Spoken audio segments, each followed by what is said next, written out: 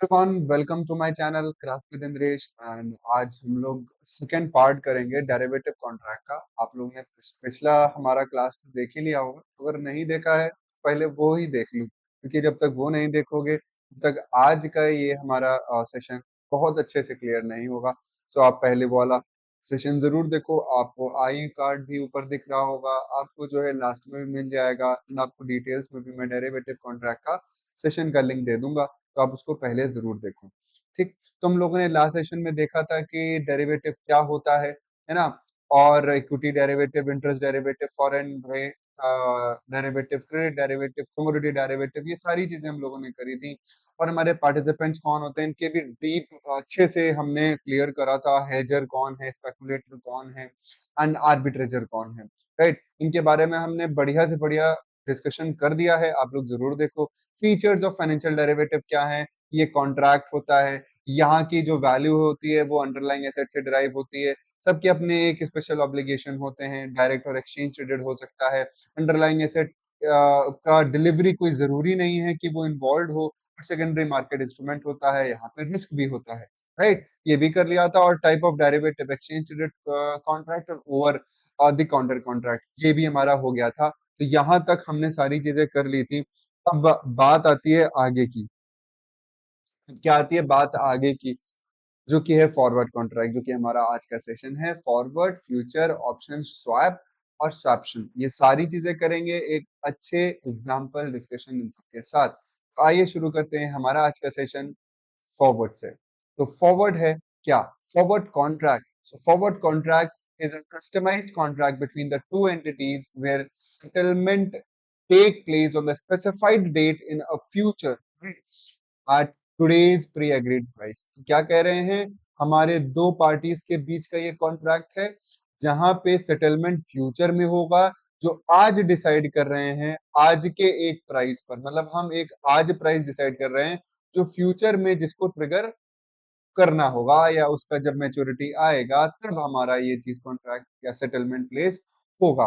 तो a forward contract is an agreement between the two parties, buyer and a seller, purchase और sell something at a later date at a price agreed upon today. Simple सीधी language में यहाँ पे आपको कहा गया है। इसको समटाइम हम लोग फॉरवर्ड कमिटमेंट्स भी कहते हैं, and are very common in our every one's daily life, right? So any type of contractual agreement that calls for the future purchase of the good and a service, तो एक हमारा contractual agreement जो आपको call करेगा कि भाई future में आपको ये परचेज करना है या किसी को सेल करना है एक पर्टिकुलर प्राइस पे, जो कि आज हमने डिसाइड किया है। और इसका कोई भी कैंसिलेशन का राइट नहीं होता है कि हम भाई कैंसिल कर दें।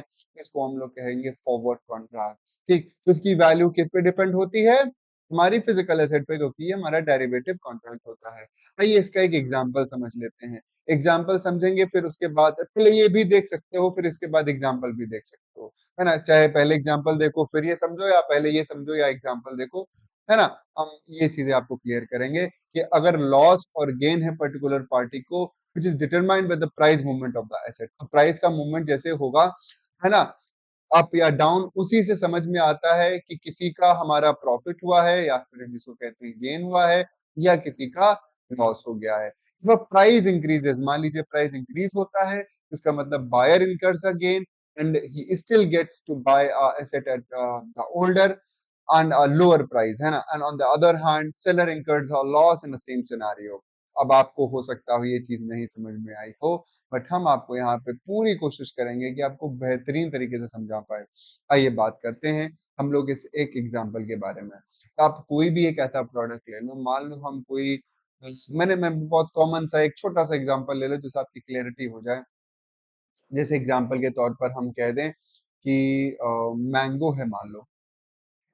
ठीक, मैंगो है। आप सबको मैंगो अच्छा लगता है? कमेंट करके जरूर बताइए। ठीक है, कि मैंगो कैसा लगता है।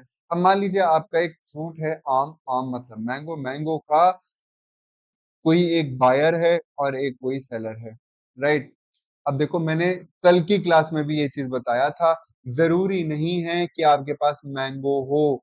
सेलर मतलब वो नहीं कि जो इसकी बागवानी कर रहा हो, जिसके पास बाग हो आम की। जरूरी नहीं है। यहाँ पे अगर हमारे पास आम की बाग नहीं है, फिर भी हम आम के ये जो कॉन्ट्रैक्ट है उसको कर सकते हैं। ऑरेंज है, वीट है, कोई भी कमोडिटी ले लो, कोई भी फाइनेंशियल ले लो, या कोई भी हमारा फॉरेन एक्सचेंज ले लो, करेंसी ले लो, मतलब कुछ भी कर सकते हो। मैं यहाँ पे एक एग्जांपल ले रहा हूँ, ठीक है। हम कहते हैं, मान लीजिए आज आज की तारीख में मैंगो अभी तैयार नहीं है, बट हम कहते हैं 3 मंथ बाद, 3 महीने बाद क्या होगा, मैंगो आने लगेगा मार्केट में, तब उसका प्राइस क्या होगा। हाल फिलहाल जो मैंगो है हमारा, उसका एक डिसाइड प्राइस है। मान लीजिए आज जो प्राइस ये लोग डिसाइड करते हैं, अब ये बायर है और ये सेलर है। फॉरवर्ड कॉन्ट्रैक्ट जो कॉन्ट्रैक्ट होता है वो ओवर द काउंटर कॉन्ट्रैक्ट होता है, मतलब ये प्राइवेटली हेल्ड कॉन्ट्रैक्ट है, कोई एक्सचेंज ट्रेडेड नहीं है। यहाँ पे एक बायर है मिस्टर ए मान लो, और सेलर है मिस्टर बी। तो क्या करते हैं ये लोग, इनको खरीदना है, इनको लगेगा कि यार आम जो है, मान लीजिए हम कहते हैं 60 रुपए किलो बिकता है, ठीक। और हो सकता है 3 महीने बाद इसकी फसल अप डाउन हो जाए, इतना अच्छा आम नहीं आया है, तो हो सकता हो ये 80 रुपीज पर केजी के हिसाब से जाए, है ना। ये इनको रिस्क लग रहा है कि नहीं भाई, बायर के लिए क्या रिस्क होगा कि हमको ज्यादा पे खरीदना पड़ेगा। सेलर का क्या रिस्क है, ये फिलहाल तो अभी मान लीजिए कह रहे हैं 60 रुपए है, और इसका प्राइस गिर के क्या हो सकता है, 50 रुपए हो सकता है। सेलर को भी यहाँ पे रिस्क लग रहा है कि प्राइस गिर जाएगा, हमारा नुकसान हो जाएगा, ठीक है। तो ये लोग क्या करेंगे, अब एक कॉन्ट्रैक्ट में आ जाएंगे, क्या करेंगे, एक कॉन्ट्रैक्ट में आ जाएंगे जिसको कहते हैं डेरिवेटिव कॉन्ट्रैक्ट, राइट। इसको क्या कहते हैं, फॉरवर्ड कॉन्ट्रैक्ट। अब ये फॉरवर्ड कॉन्ट्रैक्ट क्या होता है, यहाँ पे 3 महीने बाद, ध्यान देना, हमारा 3 महीने बाद ये मैच्योर होगा। आज इसका प्राइस ये लोग डिसाइड करेंगे, क्या रखेंगे, आज जो टुडेज प्राइस जो इन्होंने डिसाइड किया और रखा, उसको क्या कहते हैं, फॉरवर्ड प्राइस कहते हैं, राइट। अब आप कोई भी प्राइस एक सेट कर लेंगे, बायर कह रहा है कि बढ़ने से अच्छा क्या है कि आज हम उसको 55 रुपए में तय कर लें। सेलर भी कहेगा भैया ठीक है, कोई भी प्राइस हो सकता है, ठीक है। यहाँ पे कोई भी प्राइस हो सकता है, मैंने 55 ले लिया है, हम यहाँ 65 भी कर सकते हैं, ठीक है। It is on their mutual understanding upon the buyer and the seller, that is mister A और मिस्टर बी, वो कितने प्राइस पर कर रहे हैं, मान लीजिए 65 पे कर रहे हैं। सेलर भी कहेगा चलो ठीक है भाई, 60 रुपए का है, 65 मिल जाएगा, 50 हो सकता है, गिर रहा था पर हमको ज्यादा ही मिल रहा, ठीक है, बढ़िया है। बायर को लग रहा था 80 रुपए तक जा सकता है, फायर के लिए क्या है भैया, 60 है, मान लो बहुत ज्यादा ऊपर नीचे होगा, 5 रुपए ज्यादा दे देंगे तो फिर भी सही है, तो वो 65 होगा। 55 भी कर सकते थे, मैं बता रहा हूँ डिसाइड करते हैं आपस में, मैं यहाँ पे 55 सेट कर रहा हूँ, इसको कहते हैं फॉरवर्ड प्राइस, ठीक है। आफ्टर 3 मंथ, आफ्टर 3 मंथ, अब 3 महीने बाद, 3 महीने बाद जो प्राइस होगा, जो प्राइस होगा, इसको कहते हैं क्या, स्पॉट प्राइस। क्या कहते हैं, स्पॉट प्राइस। मतलब 3 महीने बाद, ठीक, तीन आफ्टर 3, मतलब 3 महीने बीत गए, अब जब आम आने लगा, उसका प्राइस क्या हो सकता है, अब उसका प्राइस प्रोबेबली मैं कह रहा हूं 2 प्राइसेस हो सकते हैं कि नहीं। मान लीजिए एक केस 1 है जिसमें मैं कह रहा हूँ स्पॉट प्राइस का प्राइस क्या है, क्या कर लें, मान लीजिए एक जगह 70 कर लें, ठीक। और केस 2 हम एक ले लेते हैं, केस 2 ले लेते हैं, वहां पे प्राइस क्या कर लेते हैं, वहां पे हम लोग प्राइस कर लेते हैं, मान लीजिए 50 रुपए हो गया। अब देखिए बात यहाँ पे क्या, यहाँ पे अब इस केस में, अब मैंने 2 केस लिए, केस 1 में कौन लाइक गेन कर रहा है और कौन लूज कर रहा है। देखो, अगर हम लोग कह रहे हैं केस 1 के लिए, यहाँ पे अगर प्राइस 70 हो गया, बायर इसमें खुश होगा कि नहीं होगा, बायर इसमें तुरंत खुश हो जाएगा, क्यों, क्योंकि अगर वो कॉन्ट्रैक्ट में ना आया होता तो उसको 70 रुपए देने होते, बट वो कॉन्ट्रैक्ट में है तो उसको कितने देने होंगे, 65 रुपए ही देने होंगे। तो यहाँ पे बायर गेन में है, बट सेलर लॉस में है, क्यों, सेलर अगर कॉन्ट्रैक्ट में ना आता तो उसको आज 70 रुपए मिल रहे होते, उसको सिर्फ 65 रुपए में ही एडजस्ट करना पड़ रहा है। तो यहाँ पे क्या होगा भाई, चाहे ये सेटल कर ले, चाहे या ये क्या करे, यहाँ पे तुरंत क्या होगा, तुरंत बायर 65 रुपए का रुपए दे के खरीद लेगा, क्योंकि आज प्राइस 70 है, तुरंत बेच देगा, उसको 5 रुपए का फायदा हो, ठीक है। और दूसरे केस में क्या है, दूसरे केस में हमारे पास प्राइस 50 है, यहाँ पे बायर का क्या होगा, लॉस हो जाएगा और सेलर का गेन हो जाएगा। क्यों हो जाएगा, क्योंकि बायर यहाँ पे कम पैसे में खरीद सकता था, पर उसको उसने 65 रुपए लगा रखा है। और सेलर क्या कर रहा है, सेलर को यहाँ पे सेलर को फायदा है, क्योंकि अगर सेलर कॉन्ट्रैक्ट में ना आता तो उसको 50 रुपए में देना पड़ता है, जो उसका मतलब जो उसका सोचना था 50 रुपए चला जाएगा। बट क्योंकि वो कॉन्ट्रैक्ट में आ चुका है, उसको 65 रुपए ही मिलेंगे, इसीलिए यहाँ पे सेलर गेन में है। तो आपको समझ में आया, जब हमारा प्रेजेंट या स्पॉट प्राइस बढ़ जाता है तो बायर का गेन है, और अगर हमारे पास स्पॉट प्राइस लेस हो जाता है तो यहाँ पे बायर का लॉस है और सेलर का गेन। ठीक है, यही होता है क्या, फॉरवर्ड कॉन्ट्रैक्ट। बात समझ में आई? बोलो भाई, बात सबको समझ में आ गई होगी। अब यहाँ बात है सेटलमेंट की, किसका सेटलमेंट कैसे है।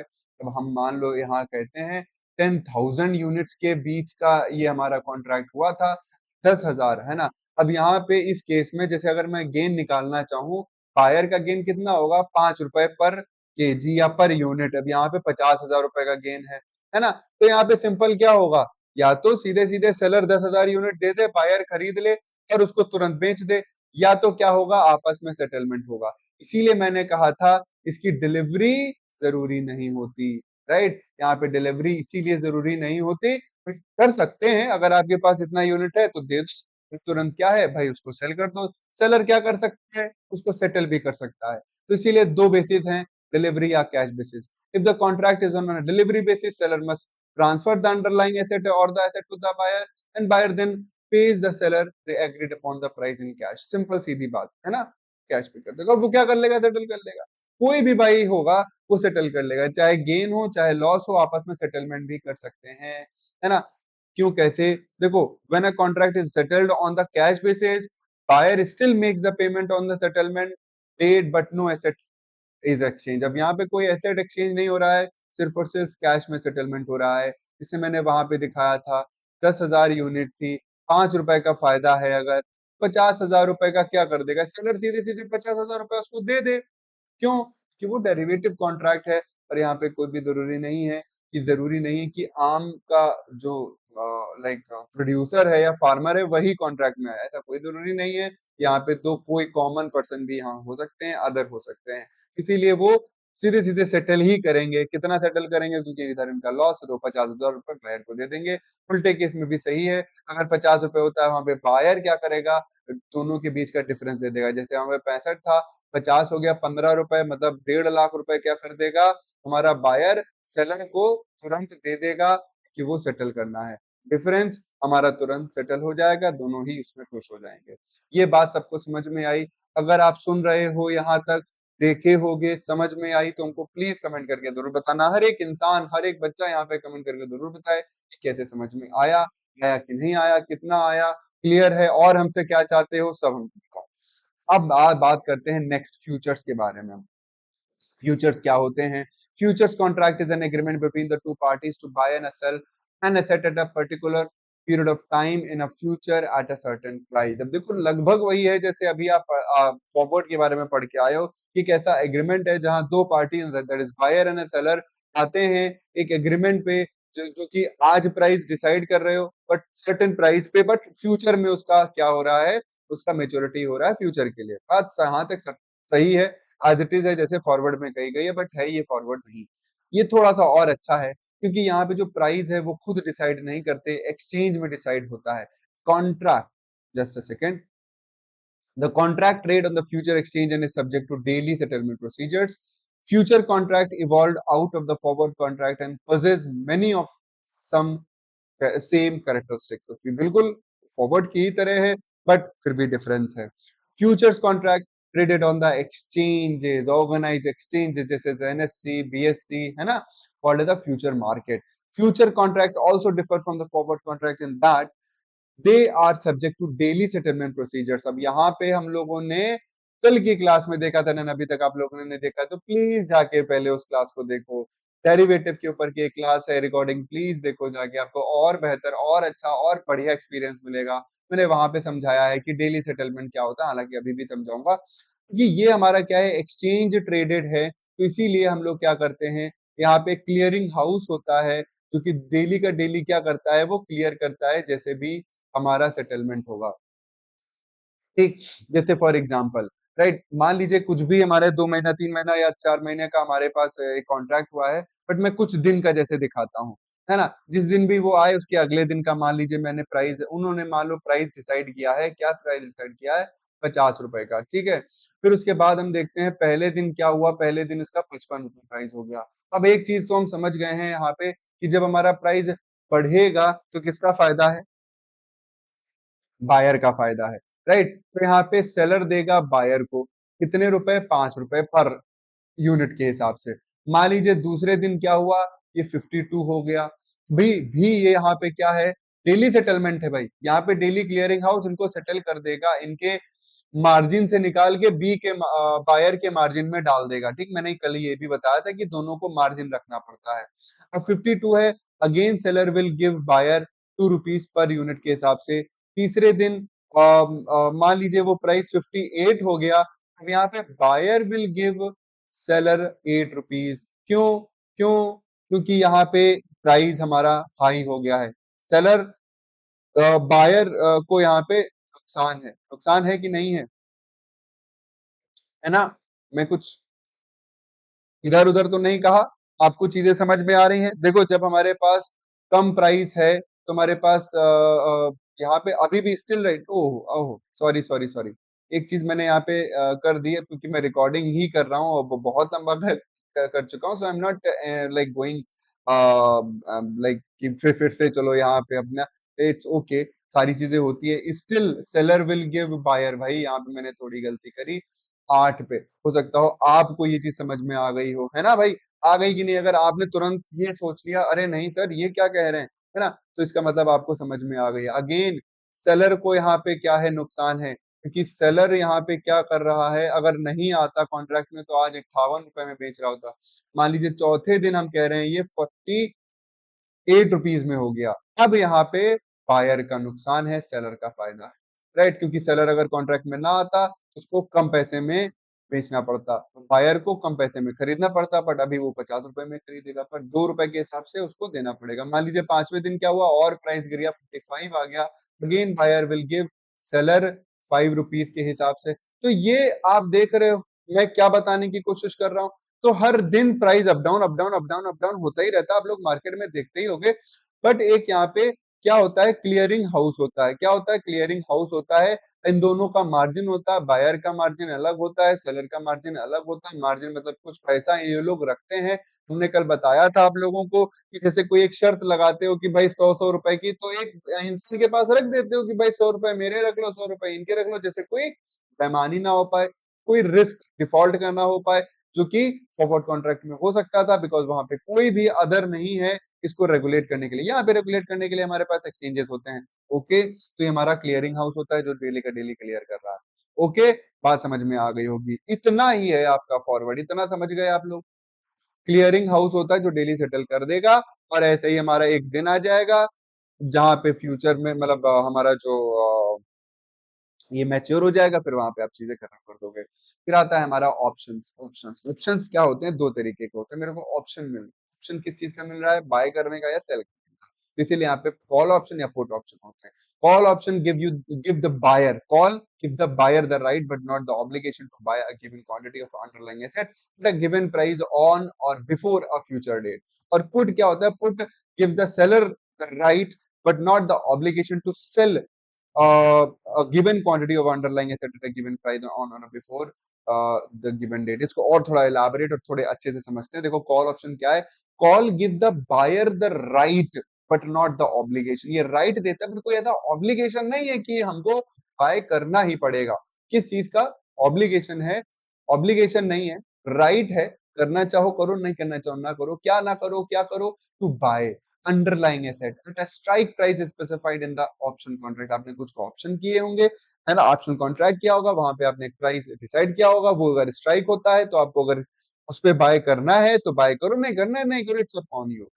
Investor buy calls when they believe the price of underlying asset will increase and sells call if they believe it will decrease। Simple सीधी बात है। जैसे कल हम लोगों ने क्या किया था, क्या किया था, स्पेकुलेटिव मार्केट में मैंने बाय एंड सेल दिखाया था आप लोगों को। हमारे पास एक सेल ऑप्शन होता है, एक बाय ऑप्शन होता है। तो आपको अगर लगता है, आपको अगर एक बिलीफ है कि price of underlying asset will increase, तो आप बाय ऑप्शन कर लो, है ना, बाद में उसको सेल कर देना, अभी का अभी इसको बाय पे लगा दो, ऊपर बढ़ेगा सेल कर देना, या अगर आपको लग रहा है गिरेगा प्राइस तो अभी आप सेल का लगा दो, बाद में जब वो गिरेगा तो आपका फायदा, sell call if believe it will decrease.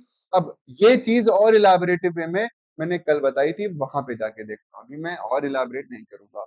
Put option क्या होता है? पुट ऑप्शन क्या करता है? बायर को राइट देता है, बट कोई ऑप्शन नहीं है to sell the asset at the strike price specified in the contract. एक चीज यहाँ पे मिस्टेक है, यहाँ पे सेलर लिखा है, यहाँ पे बायर होना चाहिए।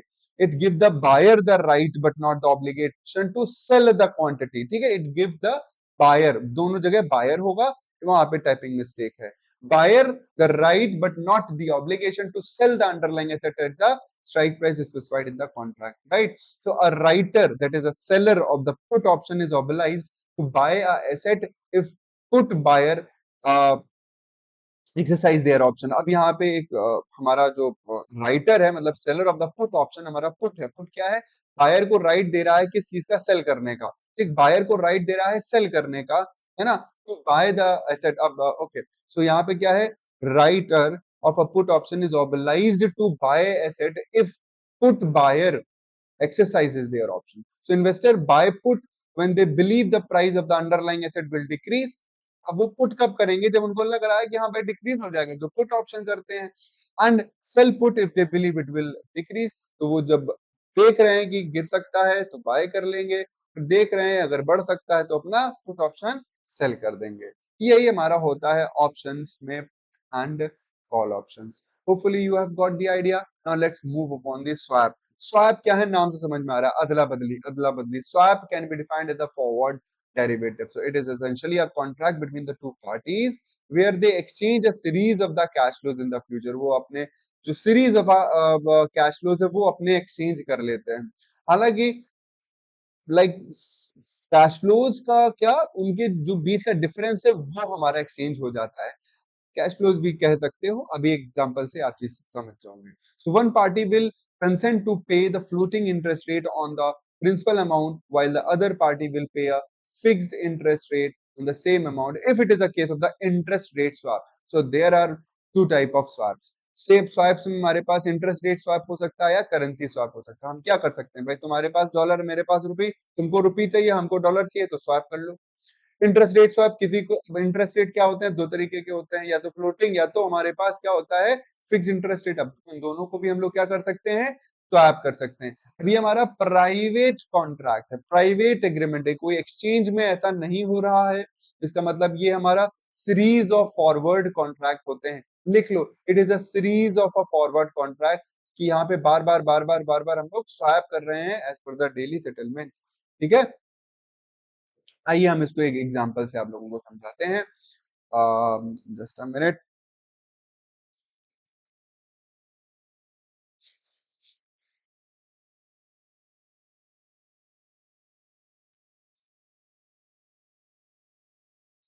Just a minute.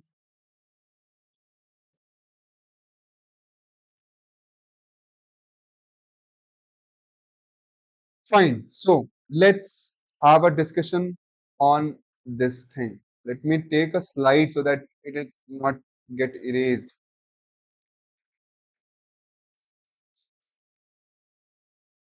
या फाइन, नाउ देखो मैं क्या बताना चाह रहा हूँ। मान लो एक बैंक है एक्स वाई, और एक दूसरा बैंक है ए बी। ठीक है, अब दो लोग हैं, ये हैं, इन इन लोग का नाम है मिस्टर एम, इस लोग का नाम है मिस्टर आई। ठीक है, वो क्या हो रहा है? यहाँ पे हो रहा है ये कि ये जो है फ्लोटिंग रेट में पे कर रहे हैं। क्या कर रहे हैं? इन दोनों लोगों ने लोन ले रखा है।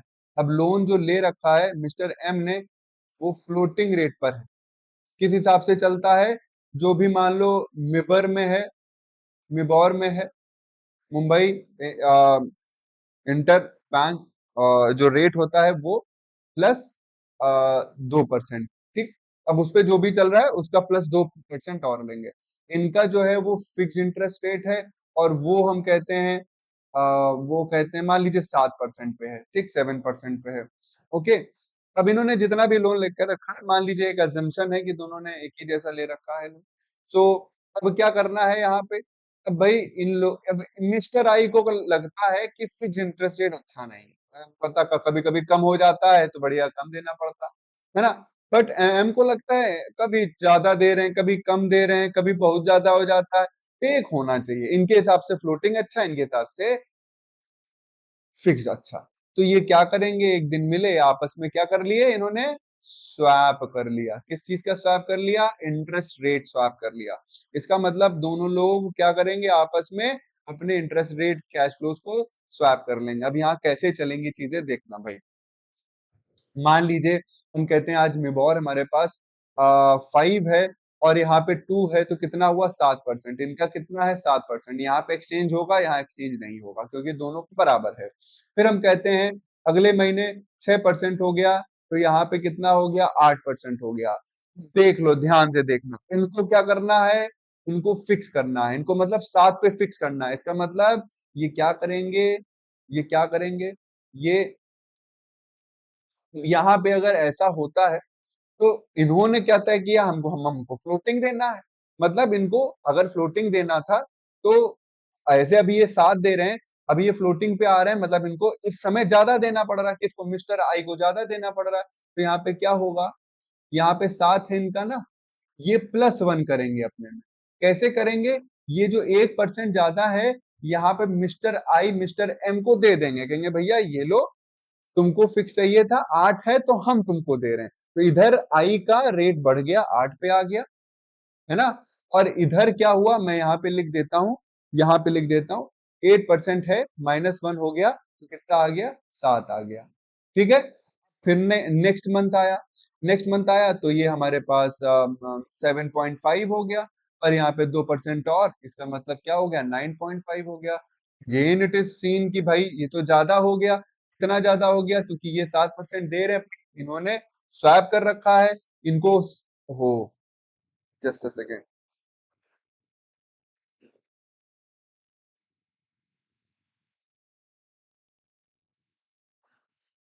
हाँ जी, चलिए, I am just taking it like live जैसे होता है, not taking it recording also, hopefully that my background is सही है। Just a minute, let keep it things as it is. Okay.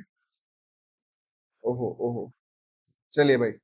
हाँ, तो यहाँ पे क्या है, यहाँ पे ओके भाई, देखो यहाँ पे, हम्म अब यहाँ पे 2.5% इनका बढ़ जाएगा। क्यों बढ़ जाएगा, यहाँ पे कितना हो जाएगा, इनसे 9.5 हो जाएगा। क्यों, क्योंकि ये 2.5% किसको दे देंगे, एम को दे देंगे। जैसे कि इनका जो है ये था -2.5, कितना हो जाए, 7 हो जाए। फिर उसके बाद नेक्स्ट मंथ में देखा इनका 4% हो गया, डिक्रीज कर दिया गया। टोटल इनका कितना है, 6% है। अब इनको 7 देना था, 7 देना था ना, 7 देना था, तो ये +1% बढ़ा लेंगे। राइट, +1% कितना बढ़ा लेंगे, बढ़ा लेंगे, इसका मतलब ये क्या करेंगे, ये 1% इनको देंगे। देखना एरो किधर है, पहले आई एम को दिए, अब क्योंकि 6 है ना, मतलब हमारा रेट गिर गिर गया है ना, तो अब 1% दे देंगे। जैसे इनका कितना बन जाए, 6 + 1 दैट इज 7% बन जाएगा, और इनका कितना हो जाएगा, -1 हो जाएगा, मतलब इनका 6% हो जाएगा। फिर हमने कहा 3.5 हो गया, फिर हमारा गिरता हुआ दिखाई पड़ रहा है, 5.5 हो गया है। तो इनको तो क्या करना है, फिक्स करना है, कितने पे, 7 पे। तो यहाँ पे क्या करेंगे, 1.5 यहाँ पे ये ऐड कर लेंगे अपने में। क्यों, क्योंकि ये अब इनको 1.5% दे देंगे। मतलब इनका 7% था, 1.5 करोगे तो ये हमारे पास कितना होएगा, 5.5% हो जाएगा, इनका 7 हो जाएगा। ये चीज चल रही है, आप लोग समझ पा रहे हो, थोड़े डिस्टरबेंस की वजह से आई एम सॉरी, बट यहाँ पे आप लोग समझ पाए, बोलो, समझ पाए स्वैप कैसे हो रहा है, कि जैसे उधर इंटरेस्ट रेट बढ़ा तो कभी एम आई को दे रहे हैं, कभी आई एम को दे रहे हैं। ठीक है, तो इस हिसाब से ये क्या हो रहा है। और जब भाई कुछ नहीं हो रहा है तो देखो एज इट इज, 7 का 7 है, कोई किसी को नहीं दे रहा है, इंटरेस्ट एक्सचेंज नहीं हो रहा है। कोई स्वैप नहीं हो रहे हैं। तो यहाँ पे फ्यूचर कैश फ्लो जिस हिसाब से हमारे पास क्या होते हैं, स्वैप होते हैं। इसको क्या कहते हैं, इंटरेस्ट रेट स्वैप कहते हैं। अभी यही चीज हम कह दें क्या, मैं यहाँ पे लिख दूं इंटरेस्ट रेट स्वैप। अब यहाँ पे अगर मैं क्या कह दूं, आ करेंसी, करेंसी स्वैप क्या होता है। अब ये बहुत आसान भाषा में समझाने की कोशिश करता हूँ, थोड़ा जल्दी भी करता हूँ। देखो, मान लीजिए हमारे पास दो लोग हैं, दो व्यक्ति हैं। जैसे अभी हमने बात किया था मिस्टर एम और मिस्टर आई के बारे में। मिस्टर आई हैं इंडिया में, इनको लोन चाहिए डॉलर में। मान लीजिए $10,000 इनको लोन चाहिए। इंडिया में इनको लोन मिल रहा है विद इंटरेस्ट रेट ऑफ 20%। ठीक है। मिस्टर ए हैं यूएसए में, ठीक, और एम, और इनको लोन चाहिए भारतीय रुपए में, क्योंकि यहाँ पे कुछ प्रॉपर्टी खरीद रहे हैं। मान लीजिए इनको चाहिए 4 लाख रुपीस, इनको 4 लाख रुपए चाहिए। अगर ये यूएस में लोन ले रहे हैं, यूएस में अगर लोन ले रहे हैं, तो इनको एट द रेट ऑफ कितना इंटरेस्ट देना पड़ेगा, मैं कह रहा हूं इनको 15% देना पड़ेगा। ठीक है। अच्छा, अगर ये अगर ये हो,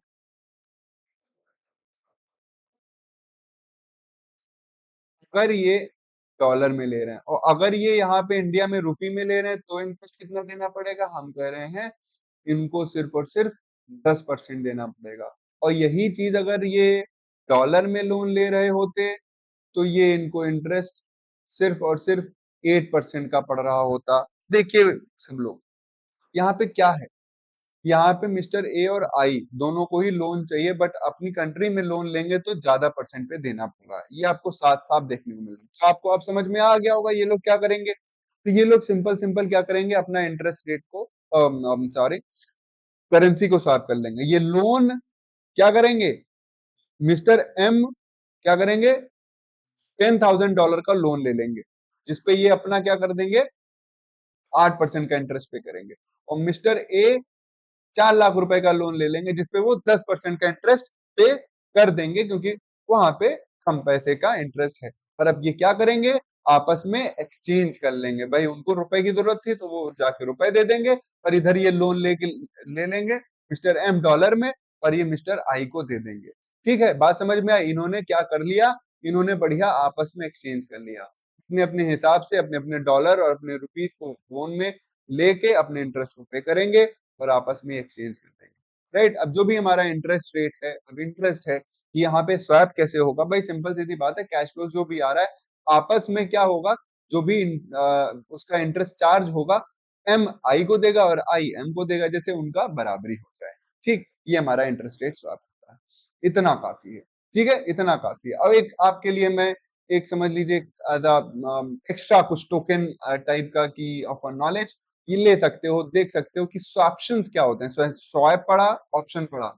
ये स्वैप्शन क्या है, swaptions are the option to buy or sell swap that will become operative at the expiry of the options. ठीक है, so the swaption is an option on a forward swap. Rather than have a call and a put, swaption market are the receiver swaption and a pair swaption. So a receiver swaption is an option to receive fixed and a pay floating, whereas pair swaption is an option to pay fixed and receive floating. So this is what the concept of swaption is. Right, hopefully ये भी आपको एक बेहतर तरीके से समझ में आया। मैंने पूरी कोशिश करी आपको एक easy easy and layman language में समझाने की, ये स्वैप क्या है, इंटरेस्ट रेट स्वैप क्या है, और पुट और कॉल और फ्यूचर और फॉरवर्ड ये सब क्या है। होपफुली आपको ये चीजें मेरी समझ में आई होंगी, बेहतर लगी होंगी, आसान लगी होंगी। इस पार्ट 2 को आप लोग एंजॉय करिए, देखिए, लाइक करिए, और अभी तक अगर शेयर नहीं करे हो तो शेयर जरूर करो, सब्सक्राइब करो, और मेरा ये वाला भी पूरा सेशन देखना, हमारा बाकी के सेशन देखना। ठीक है, so thank you everyone, bye bye and take care.